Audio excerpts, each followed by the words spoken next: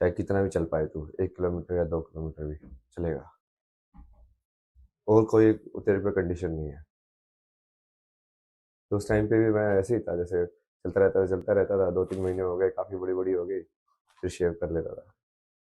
तो अभी वो शेव करने का वो वक्त आ गया चेंज होने का। लेकिन जब से आपको दुनिया ने देखा, सोशल मीडिया ने देखा, पूरी दाढ़ी में जैसा लुक था वैसा देख रहे थे। लेकिन आज ऐसा क्या मन में आया कि आपने सोचा कि नहीं इसको अब बदल दो? नहीं, महादेव बोलते हैं ना। जैसे कल रात को मैंने दिए लगाए, ठीक है, उसके बाद एक बंदा मेरे से मिलने आया और आके बोलता है कि 10 मिनट पहले मैं गाड़ी में वही बोल रहा था कि ईश्वर वहां मिलेंगे जहाँ पे अंधेरा होगा और दिए जल रहे होंगे। और मेरे कमरे में पूरा अंधेरा है और दिए जल रहे हैं। सोचो ना, कोइंसिडेंस। तो तुमको ट्रस्ट करना होता है कि जब महादेव बोल रहे हैं तो उसको करते जाओ। तो उन्होंने बोला कि हाँ ठीक है, कल ये शेव करना, ऐसे ऐसे करना। हाँ चलो ठीक है, जैसे रात को ही बोल दिया था मैंने उनको। हाँ कल शेव करके करेंगे, रूप चेंज करेंगे इसको। स्टोरी वाइज भी जब तुम देखो तो अभी तो जैसे IITN बाबा आइडेंटिटी बन रही है ना।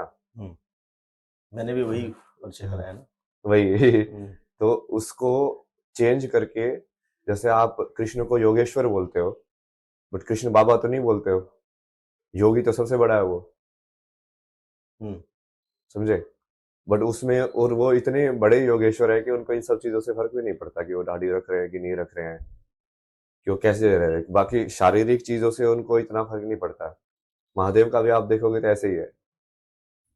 कितना आप शिव पुराण को पढ़ोगे, उनका ऐसे ही है ना, वो जैसे पार्वती के वहां पे शादी वाला जो पूरा किस्सा, उसमें भी वो दरबार में नट बन के आते हैं।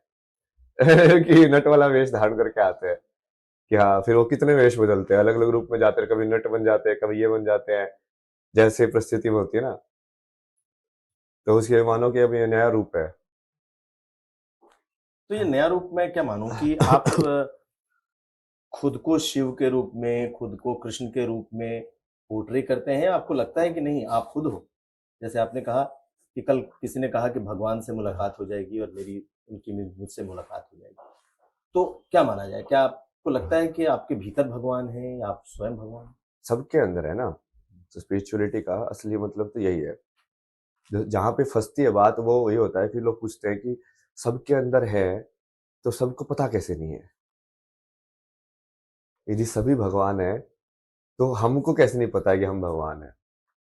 तो कल भी मैंने वही बोला कि मुझे पता है कि लाइक सबके अंदर भगवान है और मैं बोल रहा हूँ उस चीज ट्रुथ को। अहम ब्रह्मास्मि जब शंकराचार्य ने तो बोला था ना, तो आपने नहीं पूछा होगा कि हाँ ये खुद को भगवान बता रहा है, ब्रह्मास्मि बता रहा है कि मैं शिवोहम।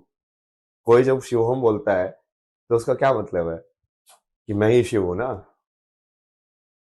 तो उस हिसाब से देखा जाए तो वो चेतना का जो स्तर होता है उसके हिसाब से उसको भगवान टाइटल दिया जाता है, जहाँ पे बिल्कुल शून्य चेतना में चले जाओ तुम, प्योर कॉन्शियसनेस, उसको महादेव बोला गया है।